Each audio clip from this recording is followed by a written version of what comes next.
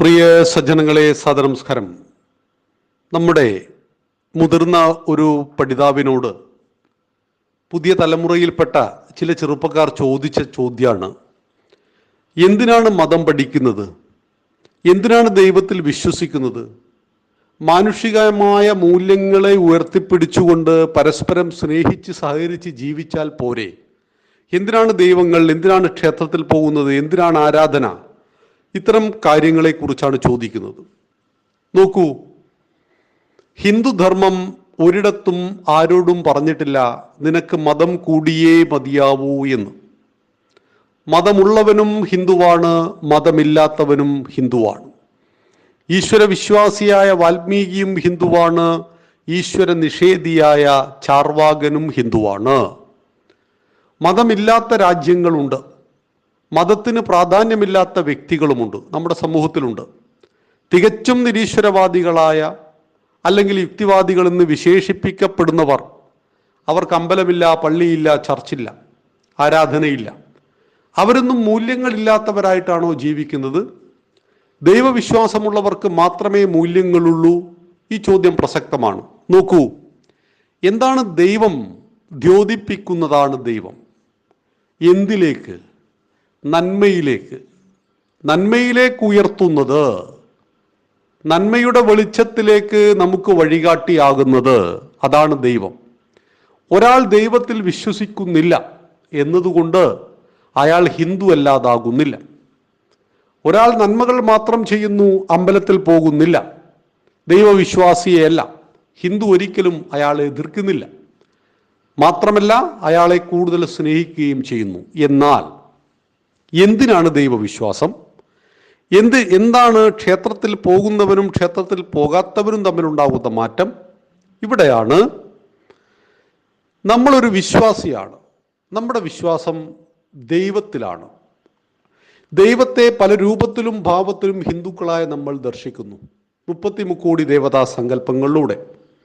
ഈ ദേവതാ സങ്കല്പങ്ങളിൽ ഓരോന്നും സത്യത്തിനും ധർമ്മത്തിനും വേണ്ടി നിലകൊണ്ടതാണ്.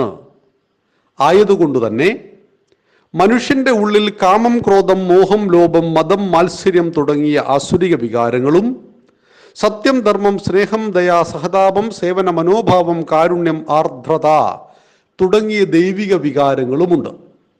ഇതെല്ലാം ശരീരത്തിൻ്റെ ഉള്ളിലെ എവിടെയെങ്കിലും സ്ഥിതി ചെയ്യുന്നതല്ല. ഇതാണ് അടിസ്ഥാനപരമായ ഒരു മനുഷ്യന്റെ ഭാവം. അവനെ ഉയർത്തുന്നതും അവനെ താഴ്ത്തുന്നതുമായ വികാര വിചാരങ്ങൾ അവൻ്റെ ഉള്ളിലുണ്ട്. എങ്കിൽ ഈ വികാര വിചാരങ്ങളെ എങ്ങനെ ഉപയോഗിക്കണം, എങ്ങനെ ഉപയോഗിക്കരുത് എന്ന് അവനെ പഠിപ്പിക്കുവാനും മനസ്സിലാക്കുവാനും ചില തത്വചിന്തകൾ ആവശ്യമുണ്ട്. ഒരു തത്വചിന്തയുമില്ലാതെ നാട്ടിൽ ഒരു തെറ്റും ചെയ്യാതെ ജീവിക്കുന്നവരെ സംബന്ധിച്ച് അത് എത്ര ശതമാനമുണ്ടാവും? വളരെ വളരെ നമുക്ക് ഭൂതക്കണ്ണാടി വച്ച് നോക്കിയാൽ പോലും കാണാൻ കഴിയാത്ത അത്രയും ചെറിയ ശതമാനമേ വരുള്ളൂ. അത് ഹിന്ദു വിശ്വാസപ്രകാരം പൂർവ്വജന്മ സുഹൃതം കൂടിയാണ്. ഈ ജന്മത്തിൽ അയാൾ കർമ്മങ്ങളൊന്നും ചെയ്തില്ലെങ്കിൽ കൂടി പൂർവ്വജന്മ സുഹൃതത്തിൽ നിന്ന് അയാൾക്ക് ഉത്കൃഷ്ട മനുഷ്യനായി ജീവിക്കുവാൻ ഇവിടെ കഴിയുന്നു എന്നുള്ളതാണ്. സാമാന്യ ലോകത്ത് നിങ്ങൾ സ്കൂളിൽ പോയില്ലെങ്കിലും നിങ്ങൾക്ക് എഴുത്തും വായനയും പഠിക്കാം. സ്കൂളിൽ പോയാൽ മാത്രമേ എഴുത്തും വായനയും പഠിക്കാൻ പറ്റൂ എന്ന് യാതൊരു നിർബന്ധവുമില്ല. എന്നാൽ എത്ര ശതമാനം ആളുകൾ സ്കൂളിൽ പോകാതെ എഴുത്തും വായനയും പഠിക്കുന്നുണ്ട്? നമുക്ക് 1% കണക്കാക്കാം. എങ്കിൽ 99% ആളുകളും 1-ാം ക്ലാസ്സിലും 2-ാം ക്ലാസ്സിലും 10-ാം ക്ലാസ്സിലും +1-നും +2-നും ഡിഗ്രിക്കും പോസ്റ്റ് ഗ്രാജുവേഷനും പഠിച്ചിട്ട് തന്നെയാണ് അവിടെ പഠനം പൂർത്തിയാക്കുന്നത് എന്ന് മനസ്സിലാക്കുക. ഇതുപോലെ ലോകത്തിലെ ബഹുഭൂരിപക്ഷം ജനങ്ങളും മതവിശ്വാസികളാണ്. ഓരോ മതത്തിനും അതിൻ്റെതായ വിശ്വാസങ്ങളും ആരാധനാ രീതികളുമുണ്ട്, ആചാരങ്ങളും അതുപോലെ തന്നെ പിന്തുടരുന്ന രീതികളുമുണ്ട്. ഇതിനനുസരിച്ചിട്ടുള്ള സാമൂഹ്യ ക്രമത്തെ അവർ രൂപപ്പെടുത്തിയിട്ടുണ്ട്. ഇതിൽ മനുഷ്യന് അനുകൂലിക്കാൻ പറ്റുന്നതും അനുകൂലിക്കാൻ പറ്റാത്തതുമായ വിശ്വാസങ്ങളുണ്ട്. ഇതെല്ലാം സമ്മിശ്രമാണ്. എന്നാൽ ജീവിതത്തിൽ ഒരാദർശത്തെ തിരഞ്ഞെടുക്കുക. ആദർശശൂന്യനായ വ്യക്തി 100 തെറ്റുകൾ ചെയ്യുമ്പോൾ ആദർശം തിരഞ്ഞെടുത്തവൻ 10 തെറ്റുകളെ ചെയ്യുന്നുള്ളൂ. ആദർശം തിരഞ്ഞെടുത്തവൻ തെറ്റ് ചെയ്യില്ല എന്നർത്ഥമില്ല. ആദർശശൂന്യനേക്കാൾ അതിൻ്റെ അളവ് വളരെയേറെ കുറവായിരിക്കും. എങ്കിൽ ഏതാദർശമാണ് ഞാൻ എൻ്റെ ജീവിതത്തിൽ തിരഞ്ഞെടുക്കേണ്ടത്? ഉദാത്തമായൊരു ലക്ഷ്യം വേണം നമുക്ക് മുന്നേറാൻ. നമുക്ക് മുന്നേറാൻ പറ്റണമെങ്കിൽ നമ്മുടെ മുന്നിൽ ഒരു ലക്ഷ്യമുണ്ടാവണം. ആ ലക്ഷ്യം ഉദാത്തവുമായിരിക്കണം. ആ ഉദാത്തമായ ലക്ഷ്യത്തിലേക്ക് എനിക്ക് മുന്നേറണമെങ്കിൽ എൻ്റെ മുന്നിൽ സത്യമായ ഒരു മാർഗവും ഉണ്ടാവണം. സത്യസന്ധമായ മാർഗത്തിലൂടെ ഉദാത്തമായ ലക്ഷ്യത്തെ പ്രാപിക്കുവാൻ എനിക്ക് കഴിയണമെങ്കിൽ എന്നെ നയിക്കുന്ന ഒരു തത്വചിന്തയുണ്ടാവണം. എങ്കിൽ ആ തത്വചിന്തയെ നമുക്ക് നന്മയെന്നും സത്യമെന്നും ധർമ്മമെന്നും വിളിക്കാൻ പറ്റുമെങ്കിൽ അത് തന്നെയാണ് ഭാരതത്തിൻ്റെ സനാതനധർമ്മം. സനാതനധർമ്മ പഠനം തീർച്ചയായിട്ടും മനുഷ്യന്റെ മൂല്യബോധത്തെ ഉണർത്തുന്നതാണ്. സിഗരറ്റ് വലിക്കാത്ത ഒരാൾ സിഗരറ്റ് വലിക്കാൻ തുടങ്ങി. താമസിയാതെ അദ്ദേഹത്തിന് ക്യാൻസറും വന്നു. അപ്പൊ ചില ആളുകൾ പറയും, ഇന്നേ വീട്ടിലെ ഇന്നയാൾ എത്രയോ വർഷങ്ങളായിട്ട് സിഗരറ്റ് വലിക്കുന്നുണ്ട്, അദ്ദേഹത്തിന് ക്യാൻസർ വന്നില്ലല്ലോ. എങ്കിൽ ഈ വ്യക്തിക്ക് എന്തുകൊണ്ട് ക്യാൻസർ വന്നു?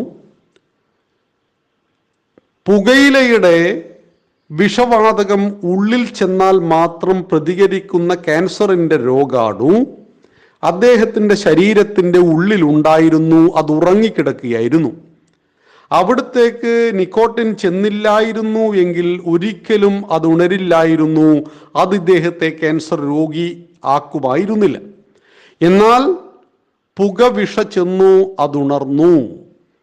ഉള്ളിൽ ഉറങ്ങിക്കിടക്കുന്ന രാക്ഷസനെ ഉണർത്തുവാൻ ഉള്ളിലേക്ക് പുക ചെന്നപ്പോൾ ആ രാക്ഷസൻ ഉണർന്നതുപോലെ ഓരോ മനുഷ്യന്റെ ഉള്ളിലെ നന്മ തിന്മകളെ ഉണർത്തുന്നതാണ് ചിന്തകൾ. ആ ചിന്തകൾ നൈർമല്യത്തിലുള്ളതാകുമ്പോൾ അവൻ്റെ ഉള്ളിൽ ഉറങ്ങിക്കിടക്കുന്ന സത്യം, ധർമ്മം, സ്നേഹം, ദയ, നിസ്വാർത്ഥ പ്രേമം തുടങ്ങിയ മാനുഷിക മൂല്യങ്ങളുടെ അടിസ്ഥാനത്തിലുള്ള വികാരങ്ങൾ ഉണരുകയും അവൻ്റെ ഉള്ളിലേക്ക് നെഗറ്റീവായ രാക്ഷസീയമായ ചിന്തകൾ കടന്നു കയറുമ്പോൾ കാമം, ക്രോധം, മോഹം, ലോഭം, മതം, മാത്സര്യം എന്നീ ആസുരിക വികാരങ്ങൾ ഉണരുകയും അതവനെ തെറ്റിലേക്കും തിന്മയിലേക്കും നയിക്കുകയും ചെയ്യുന്നുവെങ്കിൽ 33 കോടി ദൈവങ്ങളെ ഉപാസിച്ച 33 കോടി ദൈവങ്ങളുടെ ഐതിഹ്യങ്ങളിലൂടെ, ചരിത്രത്തിലൂടെ സഞ്ചരിക്കുമ്പോൾ അതെല്ലാം സത്യത്തിൻ്റെ, ധർമ്മത്തിൻ്റെ, നീതിയുടെ വിജയത്തെ ഉദ്ഘോഷിക്കുന്നുവെങ്കിൽ എൻ്റെ ജീവിതത്തിലെ മാതൃക എന്ന് പറയുന്നത് എനിക്ക് ശ്രീരാമനാണ്, ശ്രീകൃഷ്ണനാണ് എന്ന് പറയുമ്പോൾ അവരുടെ ജീവിതമാണ് എൻ്റെ ജീവിതത്തിൻ്റെ മാതൃക എന്നുള്ളതാണ്. ഈ മാതൃകയെ തിരഞ്ഞെടുത്തില്ലെങ്കിൽ എന്താ കുഴപ്പം? ഒരു കുഴപ്പമില്ല. എനിക്ക് നന്നാകണമെന്ന് ഞാൻ ആഗ്രഹിക്കുന്നത് കൊണ്ട് എനിക്ക് നന്നാവാനുള്ള വഴിയുണ്ട്. എനിക്ക് ദോഷമാകണമെന്ന് ഞാൻ നനച്ചാൽ ദോഷമാകുവാനുള്ള വഴിയും എൻ്റെ ഉള്ളിലുണ്ട്. എന്നെ നന്നാക്കുന്നതും എന്നെ ചീത്തയാക്കുന്നതും ഞാൻ തന്നെയാകുന്നു. ഭഗവാൻ പറയും ഭഗവത്ഗീതയിൽ, ഉദ്ധരേത് ആത്മനാത്മാനം, നിന്നെ ഉയർത്തുന്നത് നീ തന്നെ, നിന്നെ താഴ്ത്തുന്നത് നീ തന്നെ, നിന്റെ ബന്ധുവും നീ തന്നെ, നിന്റെ ശത്രുവും നീ തന്നെ. എങ്കിൽ എന്നെ ഉയർത്തേണ്ടത് എൻ്റെ അനിവാര്യതയായതുകൊണ്ട് എൻ്റെ വിശ്വാസങ്ങൾ, എൻ്റെ ദൈവിക ചിന്തകൾ അതെല്ലാം മൂല്യബോധമുള്ള മനുഷ്യനായിട്ട് എന്നെ ഉയർത്തുന്നുവെങ്കിൽ ദൈവം മാനുഷിക മൂല്യങ്ങളെ ഉയർത്തുന്ന മനുഷ്യനെ ഉയർച്ചയിലേക്ക്, തത്വചിന്താപരമായ ഉയർച്ചയിലേക്ക് നയിക്കുന്ന, ദ്യോതിപ്പിക്കുന്ന ആ വിശ്വാസമാണ് ദൈവിക വിശ്വാസം. ഈ വിശ്വാസത്തിൽ ഊന്നിയ ലോകക്രമം തീർച്ചയായിട്ടും നന്മയിലേക്ക് നയിക്കുന്നതാണ്. എന്നാൽ മതമില്ല എന്നതുകൊണ്ട് ഒരാളെയും നിരാകരിക്കുവാനും സാധ്യമല്ല. മതമില്ലാത്ത രാഷ്ട്രങ്ങളിലും സുരക്ഷയുണ്ട്, സ്നേഹമുണ്ട്.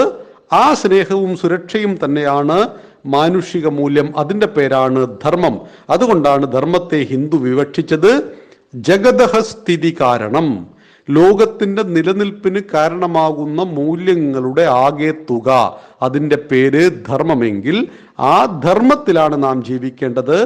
ആ ധർമ്മമാണ് നമുക്ക് ദൈവം, ആ ധർമ്മമാണ് നമ്മുടെ ഈശ്വരൻ, ആ ധർമ്മമാണ് മാനുഷിക മൂല്യം, ആ ധർമ്മമാണ് മാനുഷിക സഹവർത്തിത്വം എന്നോർക്കുക. നന്ദി, നമസ്കാരം. വന്ദേ മാതരം.